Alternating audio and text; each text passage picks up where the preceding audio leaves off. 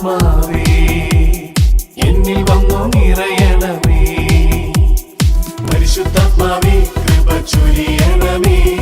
പരിശുദ്ധാത്മാവേ ശക്തി പകരണമേ. പരിശുദ്ധാത്മാവേ കൃപ ചൊരിയണമേ. പരിശുദ്ധാത്മാവേ ശക്തി പകരണമേ. പരിശുദ്ധ പരമദിവ്യകാരുണ്യ നാഥനായ ഈശോയ്ക്ക് നിത്യസ്തുതിക്ക് യോഗ്യനായ പരിശുദ്ധ പരമദിവ്യകാരുണ്യ നാഥനായ ഈശോയ്ക്ക് സ്നേഹത്തോടെ കാരുണ്യമായി നമ്മുടെ കൂടെ വസിക്കുന്ന പരിശുദ്ധ പരമദിവ്യകാരുണ്യ നാഥനായ ഈശോയ്ക്ക്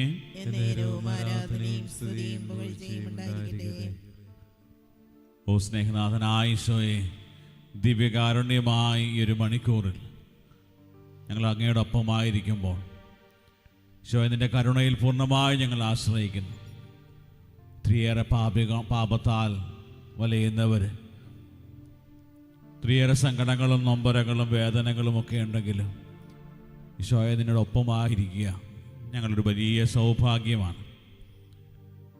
ഈ ഒരു മണിക്കൂറിൽ താവ്യങ്ങളുടെ കരുണയെ ധ്യാനിക്കുന്ന എല്ലാ മക്കളെയും നിന്റെ സ്നേഹത്തിൽ നീ അങ്ങ് ചേർത്ത് പിടിക്കുമെന്ന് വാഗ്ദാനം ചെയ്തിട്ടുണ്ട്.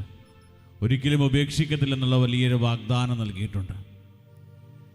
ഈശോയെ, കരുണയുടെ തിരുമണിക്കൂറിൽ അങ്ങയുടെ കരുണ ഞങ്ങളുടെ മേലും ഞങ്ങളുടെ കുടുംബങ്ങളുടെ മേലും ലോകം മുഴുവൻ്റെ മേലും ചൊരിയണമേ എന്ന് ഞങ്ങൾ പ്രാർത്ഥിക്കണം. ഈ ഒരു മണിക്കൂറിൽ അങ്ങ് വാഗ്ദാനം ചെയ്ത എല്ലാ അനുഗ്രഹങ്ങളും കൃപകളും ഞങ്ങളുടെ ജീവിതങ്ങളിലേക്ക് നൽകണമേ എന്ന് പ്രാർത്ഥിച്ചുകൊണ്ട് ഒന്ന് ചേർന്ന് ഞങ്ങൾ പ്രാർത്ഥിക്കുന്നു. ഈശോയുടെ തിരുഹൃദയത്തിൽ നിന്ന് ഞങ്ങൾക്ക് കാരുണ്യ സ്രോതസ്സായി ഒഴുകിയിറങ്ങിയ തിരുരക്തമേ, തിരുജലമേ, ഈശോയുടെ തിരുഹൃദയത്തിൽ നിന്ന് ഞങ്ങൾക്ക് കാരുണ്യ സ്രോതസ്സായി ഒഴുകിയിറങ്ങിയ തിരുരക്തമേ, തിരുജലമേ, ഈശോയുടെ തിരുഹൃദയത്തിൽ നിന്ന് ഞങ്ങൾക്ക് കാരുണ്യ സ്രോതസ്സായി ഒഴുകിയിറങ്ങിയ തിരുരക്തമേ, തിരുജലമേ, ദൈവസന്നിധിയിൽ ശതമായിട്ടിരുന്ന് കർത്താവിൻ്റെ കരുണയെ ധ്യാനിക്കുന്ന ഈ നിമിഷങ്ങളിൽ പ്രധാനമായിട്ട് നമ്മൾ ചിന്തിക്കുന്നത് നമ്മുടെയൊക്കെ ജീവിതങ്ങൾ, സാധാരണമായ ഈ ഒരു ജീവിതങ്ങൾ ദൈവം ആഗ്രഹിക്കുന്നത് പോലെ അല്ലെങ്കിൽ ദൈവത്തിൻ്റെ ഹിതമനുസരിച്ച് മാറുന്നത് ദൈവത്തിൻ്റെ വാഗ്ദാനമായ പരിശുദ്ധാത്മാവിനാൽ നിറയുമ്പോഴാണ്. അപ്പസ്തോലന്മാരുടെ ജീവിതങ്ങൾ ശ്രദ്ധിച്ചു കഴിഞ്ഞാൽ അത്രയും നാളും സാധാരണക്കാരായി ഈശോയുടെ കൂടെ നടന്നിട്ട് പല കാര്യങ്ങളും മനസ്സിലാക്കാൻ പോലും സാധിക്കാതെ പോയ ശിഷ്യന്മാർ, ഒത്തിരിയേറെ ബലഹീനതകളും പോരായ്മകളും മാത്സര്യവും ഒക്കെ ഉണ്ടായിരുന്ന, പരസ്പരം അങ്ങോട്ടും ഇങ്ങോട്ടും കണ്ടുകൂടാൻ പോലും സാധിക്കാത്ത രീതി ഒത്തിരിയേറെ സ്വഭാവത്തിൽ വൈവിധ്യങ്ങളുണ്ടായിരുന്ന ശിഷ്യന്മാരെ പരിശുദ്ധാത്മാവിനാൽ നിറഞ്ഞു കഴിഞ്ഞപ്പോൾ അവരുടെ ജീവിതങ്ങൾ അടിമുടി മാറി. പിന്നീട് അവർ പഴയ വ്യക്തികളല്ല, ക്രിസ്തുവിനെ ഏറ്റവും ധീരതയോടെ അവരുടെ ജീവിതം കൊണ്ടും വചനം കൊണ്ടും സാക്ഷ്യപ്പെടുത്തുന്നവരായിട്ട് മാറി. പ്രിയപ്പെട്ടവരെ, എപ്രകാരം നമ്മുടെയൊക്കെ ജീവിതങ്ങൾ മാറാൻ വേണ്ടി നമ്മൾ ആഗ്രഹിക്കുമ്പോൾ നമ്മളെല്ലാം എപ്പോഴും പ്രാർത്ഥിക്കാറുള്ള കാര്യമാണ്, പരിശുദ്ധാത്മാവിൻ്റെ വരങ്ങളും ഫലങ്ങളും ദാനങ്ങളും കൊണ്ടൊക്കെ ഞങ്ങളുടെ ജീവിതങ്ങളെ നിറയ്ക്കണമേ എന്ന്. പരിശുദ്ധാത്മാവിൻ്റെ വരങ്ങളൊക്കെ എല്ലാ ദൈവമക്കളുടെ ജീവിതത്തിലേക്കും സൗജന്യമായി ലഭിക്കുന്നതിൻ്റെ പ്രധാനപ്പെട്ട കാരണങ്ങൾ ഇതാണ്. അതായത് എല്ലാ മക്കളും ദൈവത്തെ അറിഞ്ഞ് ദൈവത്തെ മഹത്വപ്പെടുത്തുന്നവരായിട്ട് മാറണം. സഭയുടെ വളർച്ച, അതായത് സഭ വളർന്നുകൊണ്ടിരിക്കുവാനായിട്ട് പരിശുദ്ധാത്മാവ് വരങ്ങളും ദാനങ്ങളും എല്ലാ മക്കളിലേക്കും ചൊരിയുന്നു. അതുപോലെ തന്നെ വിശ്വാസത്തിൽ വളരുവാനായിട്ട് എല്ലാ മക്കളും ദൈവവിശ്വാസം വളരുന്നതിനായിട്ട് പരിശുദ്ധാത്മാവ് സൗജന്യമായി നൽകുന്ന വരങ്ങളാണ്.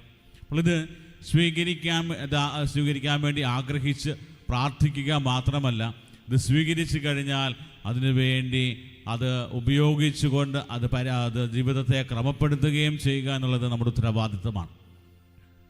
യെശയ്യാ പ്രവാചകൻ്റെ പുസ്തകം 11-ാം അധ്യായം 2-3 തിരുവചനങ്ങളിൽ പരിശുദ്ധാത്മാവിൻ്റെ വരങ്ങളെക്കുറിച്ച് പറയുന്നുണ്ട്. കർത്താവിൻ്റെ ആത്മാവ് അവൻ്റെ മേൽ ആവസിക്കും. ഈശോയെക്കുറിച്ചുള്ള പ്രവചനമാണ്. അതായത് കർത്താവിൻ്റെ ആത്മാവിൻ്റെ മേൽ ആവസിക്കും. പിന്നീട് സംഭവിക്കുന്ന കാര്യം ജ്ഞാനത്തിൻ്റെയും വിവേകത്തിൻ്റെയും ആത്മാവ്, ഉപദേശത്തിൻ്റെയും ശക്തിയുടെയും ആത്മാവ്, അറിവിൻ്റെയും ദൈവഭക്തിയുടെയും ആത്മാവ്. അവൻ ദൈവഭക്തിയിൽ ആനന്ദം കൊള്ളും. കണ്ണുകൊണ്ട് കാണുന്നത് കൊണ്ടോ ചെവി കൊണ്ട് കേൾക്കുന്നത് കൊണ്ടോ മാത്രം അവൻ വിധി നിർണ്ണയിക്കുകയില്ല. അതായത് പരിശുദ്ധാത്മാവിൻ്റെ വരങ്ങളെക്കുറിച്ച് കൃത്യമായ ഒരു അവബോധം പരിശുദ്ധാത്മാവിനാൽ നിറഞ്ഞു കഴിയുമ്പോൾ നമ്മുടെ ജീവിതത്തിൽ നമ്മുടെ സൗജന്യമായി ലഭിക്കുന്ന കാര്യങ്ങളാണ്. നമുക്കറിയാം, നമ്മുടെയൊക്കെ അനുദിന ജീവിതത്തിൽ നമുക്ക് എപ്പോഴും ആവശ്യമുള്ള കാര്യങ്ങളാണ് ഇതൊക്കെ. അതായത് ഓരോ ജീവിത സാഹചര്യങ്ങളെ നേരിടാൻ വേണ്ടി ജ്ഞാനത്തിൻ്റെയും വിവേകത്തിൻ്റെയും ഉപദേശത്തിൻ്റെയും ശക്തിയുടെയും ഒക്കെ ആത്മാവ്. പലപ്പോഴും ഒത്തിരിയേറെ വികാരങ്ങൾക്ക് അടിമപ്പെട്ടുകൊണ്ട് പെട്ടെന്ന് വല്ല തീരുമാനങ്ങളൊക്കെ എടുത്തു കഴിയുമ്പോൾ പല തീരുമാനങ്ങളും തെറ്റിപ്പോകും. പക്ഷേ പ്രാർത്ഥിച്ചെടുക്കുന്ന ഒരു തീരുമാനവും തെറ്റിപ്പോകുന്നില്ല എന്ന് പരിശുദ്ധാത്മാവിൽ നിറഞ്ഞ ഓരോ വ്യക്തിക്കും പറയാൻ പറ്റും. വിശ്വാസത്തിൽ ഉറച്ചു നിന്നുകൊണ്ട് പരിശുദ്ധാത്മാവിൽ നിറഞ്ഞു നിൽക്കുന്ന ഒരു വ്യക്തി പറയുകയാണ്, പ്രാർത്ഥിച്ചെടുക്കുന്ന ഒരു തീരുമാനം തെറ്റിപ്പോകത്തില്ല, അത് സത്യമാണ്. കാരണം ഈശോയുടെ ജീവിതത്തിലേക്ക് നിൽക്കുന്ന ജ്ഞാനസ്നാനത്തിന് ശേഷം പരിശുദ്ധാത്മാവിൻ്റെ ആ ഒരു ആഗമനത്തിന് ശേഷം ഈശോ എല്ലാ ദിവസവും പ്രാർത്ഥിക്കുന്നത് കാണാൻ പറ്റും. ഈശോ പ്രാർത്ഥിക്കുന്നുണ്ട്. രാവിലെയും അതിരാവിലെ എഴുന്നേറ്റ് പ്രാർത്ഥിക്കുന്നു, രാത്രിയുടെ യാമങ്ങളിൽ പ്രാർത്ഥിക്കുന്നു. ഈശോയുടെ പ്രാർത്ഥന ഒരു പ്രഹസനമായിരുന്നില്ല, മറിച്ച് അതൊരു വലിയ സ്നേഹത്തിൻ്റെ ഒരു അനുഭവമായിരുന്നു. തൻ്റെ പിതാവായ ദൈവത്തോട് അത്രമാത്രം ചേർന്നിരിക്കുന്ന ഒരു വലിയ അനുഭവം. അതുകൊണ്ട് അവിടെ കളങ്കമോ അല്ലെങ്കിൽ കാപൊട്ടിയോ ഒന്നുമല്ല, മറിച്ച് പിതാവിനോടുള്ള സ്നേഹത്തിൽ ഒന്നായിരിക്കുന്ന അനുഭവം. അത് കണ്ടിട്ടാണ് ശിഷ്യന്മാർ പോലും ഈശോയോട് ചോദിച്ചത്, ഈശോയെ ഞങ്ങളെ കൂടെ ഇങ്ങനെ പ്രാർത്ഥിക്കാൻ പഠിപ്പിക്കണം, ഇങ്ങനെ പ്രാർത്ഥിക്കാൻ പഠിപ്പിക്കണം, നീ പ്രാർത്ഥിക്കുന്നത് പോലെ ഞങ്ങൾക്കും പ്രാർത്ഥിക്കണം. ഇന്ന് ഒത്തിരിയേറെ ആളുകളുടെ പ്രാർത്ഥനാ ജീവിതങ്ങളൊക്കെ ശ്രദ്ധിച്ചു കഴിഞ്ഞാൽ, അല്ലെങ്കിൽ അവരുടെ പ്രാർത്ഥനാ ജീവിത ശൈലിയൊക്കെ ശ്രദ്ധിച്ചു കഴിഞ്ഞാൽ പിന്നെ ആരും പ്രാർത്ഥിക്കാൻ പോലും പോകത്തില്ല. ഒത്തിരിയേറെ ആളുകളുടെ വിശ്വാസം പോലും നഷ്ടപ്പെട്ടു പോകുന്നത് അതുകൊണ്ടാണ്. അപ്പോൾ ഈശോ പ്രാർത്ഥിച്ചത് അതായത് അതൊരു പ്രഹസനമായിരുന്നില്ല, മറിച്ച് അതിനേക്കാൾ ഉപരി പിതാവുമായിട്ടുള്ള അഭേദ്യമായ സ്നേഹത്തിൻ്റെ ഒരു അനുഭവം. ഇത് തന്നെയാണ് പരിശുദ്ധാത്മാവിൽ നിറഞ്ഞു കഴിയുമ്പോൾ നമ്മുടെയൊക്കെ ജീവിതങ്ങളിലും സംഭവിക്കുക. കൊറിന്തോസുകാർക്ക് ഇത് ലേഖനത്തിൽ പൗലോസ്ലീഹ പറയുന്ന കാര്യമാണ്. അതായത് 12-ാമത്തെ അധ്യായം 1 കൊറിന്തോസ് 12-ാം അധ്യായത്തിൻ്റെ 7 മുതൽ തിരുവചന ഭാഗങ്ങൾ പറയുന്നത് ഇപ്രകാരമാണ്. അതായത് പല രീതിയിലുള്ള ഗിഫ്റ്റുകൾ അല്ലെങ്കിൽ വരങ്ങളൊക്കെ പരിശുദ്ധാത്മാവിൽ കിട്ടുന്നത്, എല്ലാവർക്കും കിട്ടുന്നത് വ്യത്യസ്തമായ വരങ്ങളായിരിക്കും. ചില ആളുകൾക്ക് ശുശ്രൂഷയ്ക്കുള്ള വരമായിരിക്കും, ചില ആൾക്കാർ മറ്റുള്ളവരെ മനസ്സിലാക്കാനുള്ള വരമായിരിക്കാം, അല്ലെങ്കിൽ മറ്റുള്ളവർക്ക് ഭാഷാവരത്തിൽ ദൈവത്തെ മഹത്വപ്പെടുത്താനുള്ള വരമായിരിക്കാം. പല രീതിയിലുള്ള വൈവിധ്യങ്ങളിലുള്ള വരങ്ങൾ ആളുകൾക്ക് ലഭിക്കാറുണ്ട്. പക്ഷേ വീണ്ടും പൗലോസ്ലീഹ പറഞ്ഞു വെക്കുന്ന കാര്യം, ഇതെല്ലാം നല്ല കാര്യങ്ങളാണ്. ഇതെല്ലാം മനുഷ്യൻ്റെ വിശ്വാസം വർദ്ധിക്കുവാനും സഭയെ പടുത്തുയർത്തുവാനും ദൈവത്തെ മഹത്വപ്പെടുത്തുവാനും ഒക്കെ നല്ലതാണ്. പക്ഷേ ഇതിൻ്റെയൊക്കെ ഒടുവിൽ പത്രോസ്ലീഹ പറഞ്ഞു വെക്കുകയാണ്, 12-ാം അധ്യായത്തിൻ്റെ അവസാനം പറഞ്ഞു വെക്കുന്നത് ഇപ്രകാരമാണ്: എന്നാൽ ഉത്കൃഷ്ടദാനങ്ങൾക്ക് വേണ്ടി തീക്ഷ്ണമായി അഭിലഷിക്കുവാൻ ഉത്തമമായ മാർഗം ഞാൻ നിങ്ങൾക്ക് കാണിച്ചു തരാം. അതായത് ഉത്കൃഷ്ടമായ വിവരങ്ങളെല്ലാം നല്ലതാണ്, ഏറ്റവും നല്ലതാണ്. ഇതൊക്കെ നമ്മുടെ അനുദിന ജീവിതത്തിൽ നമ്മളെ ദൈവത്തോട് അടുപ്പിക്കുവാനായി സഹായിക്കുന്ന ഒരു കാര്യമാണ്. പക്ഷേ ഇതെല്ലാം പറഞ്ഞതിൻ്റെ ഒടുവിൽ പറഞ്ഞു വയ്ക്കുകയാണ്, ഉത്കൃഷ്ടമായ ദാനങ്ങൾക്ക് വേണ്ടി അഭിലഷിക്കുവാൻ എന്ന് പറഞ്ഞിട്ടാണ് 13-ാമത്തെ അധ്യായം ആരംഭിക്കുക. 13-ാമത്തെ അധ്യായം 1 കൊറിന്തോസ് 13-ാമത്തെ അധ്യായം അത് സ്നേഹത്തെക്കുറിച്ചാണ് പറയുക. ഏറ്റവും സർവോത്കൃഷ്ടമായ ആ ഒരു വരത്തെക്കുറിച്ച് പറയുകയാണ്. അതായത് സ്നേഹമില്ലെങ്കിൽ ഒന്നുമല്ല, സ്നേഹമില്ലെങ്കിൽ നമ്മളൊന്നുമല്ല. അപ്പോൾ ഈ ഒരു വരത്തിലേക്ക് നമ്മളെ കൈപിടിച്ച് നടത്തുവാനായിട്ട് മറ്റു വരങ്ങളെല്ലാം സഹായിക്കും. വീണ്ടും 14-ാമത്തെ അധ്യായത്തിൻ്റെ ആരംഭം നമ്മൾ വായിച്ചു കഴിഞ്ഞാൽ മനസ്സിലാകും.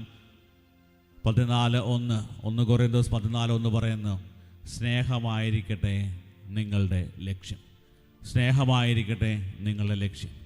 പ്രിയപ്പെട്ടവരെ, ഇന്ന് ഈ ഒരു വചനഭാഗം നമ്മൾ ധ്യാനിക്കുമ്പോൾ ആത്മാവിൻ്റെ ഒരു വലിയ കൃപയ്ക്ക് വേണ്ടി, വരങ്ങൾക്ക് വേണ്ടി നമ്മൾ ആഗ്രഹിച്ച് പ്രാർത്ഥിക്കുകയും നമ്മുടെയൊക്കെ ജീവിതങ്ങളെ വിശുദ്ധിയിലേക്ക് നയിക്കുവാനായി ദൈവം നമുക്ക് ധാരാളമായിട്ട് നൽകുന്ന ഈ ഒരു കൃപകൾ സ്വീകരിച്ച് നമ്മുടെ ജീവിതത്തെ ക്രമപ്പെടുത്തുവാനായിട്ട് പ്രത്യേകം പരിശ്രമിക്കാം. ജീവിത സാഹചര്യങ്ങളിൽ തകർന്നു പോകുന്നവനല്ല, ദൈവത്തോട് ചേർന്ന് നിൽക്കുന്നവൻ, ദൈവത്തോട് ചേർന്ന് പ്രാർത്ഥിക്കുന്നവൻ, അവൻ ആ പ്രാർത്ഥനയിൽ എടുക്കുന്ന എല്ലാ തീരുമാനങ്ങളും ദൈവാനുഗ്രഹപ്രദമായിരിക്കും. ആ ഒരു വലിയ ബോധ്യം നമ്മളിൽ നിറയുവാനും നമ്മുടെയൊക്കെ ജീവിതത്തിലെ ഏറ്റവും ഉത്കൃഷ്ടമായ ആ ഒരു വലിയ വരം എന്ന് പറയുന്നത് പരസ്പരം സ്നേഹിക്കാനായിട്ടുള്ള ആ ഒരു വലിയ വരമാണ്. അപ്പോൾ അത് നമ്മുടെയൊക്കെ ജീവിതത്തിൽ ലഭിക്കുവാനായിട്ട് നമുക്ക് ആഗ്രഹിച്ച് പ്രാർത്ഥിക്കാം. ദിവ്യഗാനനാഥൻ്റെ ആശീർവാദം സ്വീകരിക്കുവാനായിട്ട് ഒരുങ്ങുമ്പോൾ ഒരിക്കൽ കൂടി നമ്മുടെ എല്ലാ പ്രാർത്ഥനകളും നിയോഗങ്ങളും കുടുംബത്തിൻ്റെ ആവശ്യങ്ങളും ദൈവസന്നിധിയിൽ സമർപ്പിക്കാം. പ്രാർത്ഥനാ സഹായം ആവശ്യപ്പെട്ടവരെയും പ്രാർത്ഥന ഏറ്റവും കൂടുതൽ ആവശ്യമുള്ളവരെയും നിയോഗങ്ങൾ സമർപ്പിച്ച് ഓൺലൈനിലൂടെയും ഓഫ്ലൈനിലൂടെയും ഈ ശുശ്രൂഷയിൽ പങ്കെടുത്ത് പ്രാർത്ഥിക്കുന്ന എല്ലാ മക്കളെയും ദാവേ നിൻ്റെ വലിയ കരുണയാൽ നിറയ്ക്കണമേ എന്ന് പ്രാർത്ഥിക്കുന്നു. ജീവിതത്തിൻ്റെ ഓരോ മേഖലകളിലും അങ്ങ് വാഗ്ദാനം ചെയ്തിരിക്കുന്ന ആത്മാവിൻ്റെ വരദാന ഫലങ്ങൾ ദാവേ അവരുടെ ജീവിതങ്ങളിലേക്ക് നൽകണമേ. ജീവിത സാഹചര്യങ്ങളെ ഏറ്റവും ധീരതയോടെ നേരിടുവാനായിട്ടുള്ള കൃപയും അഭിഷേകം നൽകണമേ എന്ന് പ്രാർത്ഥിക്കുന്നു. എല്ലാ കുടുംബങ്ങളെ സമർപ്പിച്ച് പ്രാർത്ഥിക്കുന്നു. സ്നേഹത്തിൻ്റെ ഏറ്റവും ഉത്കൃഷ്ടമായ വരമായ സ്നേഹത്തിൻ്റെ ആ ഒരു അഭാവം അനുഭവിക്കുന്ന എല്ലാ കുടുംബങ്ങളെയും പരസ്പരം മനസ്സിലാകാത്ത ബന്ധങ്ങൾ എല്ലാം കർത്താവെ നിമിഷം ചേർത്ത് വെച്ച് പ്രാർത്ഥിക്കുന്നു. ഈ ആലയത്തെയും ഈ ആലയത്തിലെ എല്ലാ ശുശ്രൂഷകളെയും വരും ദിവസങ്ങളിൽ ഈ ആലയത്തിൽ നടക്കുന്ന ശുശ്രൂഷകളെ എല്ലാം പ്രത്യേകം സമർപ്പിച്ച് പ്രാർത്ഥിക്കുന്നു. കഴിഞ്ഞൊരു വർഷക്കാലം ഞങ്ങളുടെയൊക്കെ ജീവിതങ്ങളിലേക്ക് നൽകിയ എല്ലാ കൃപകളെയും ഓർത്ത് നന്ദി പറഞ്ഞുകൊണ്ട് താഴ്ന്ന സ്വരത്തിൽ കർത്താവിനെ സ്തുതിച്ച് കർത്താവെ ഞങ്ങളെങ്കിൽ ശരണപ്പെടുന്നു എന്നുള്ള പ്രാർത്ഥനയോടെ ദിവ്യകാരുണ്യനാഥൻ്റെ ആശീർവാദം നമുക്കിപ്പോൾ സ്വീകരിക്കാം.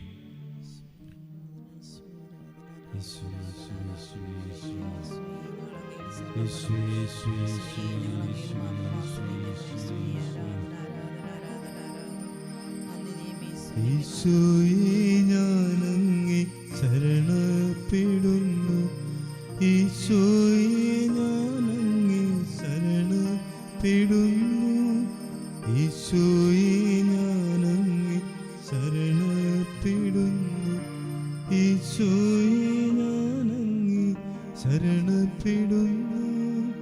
പരിശുദ്ധ പരമമാ ദിവ്യകാരുണ്യമേ എന്നുമെന്നും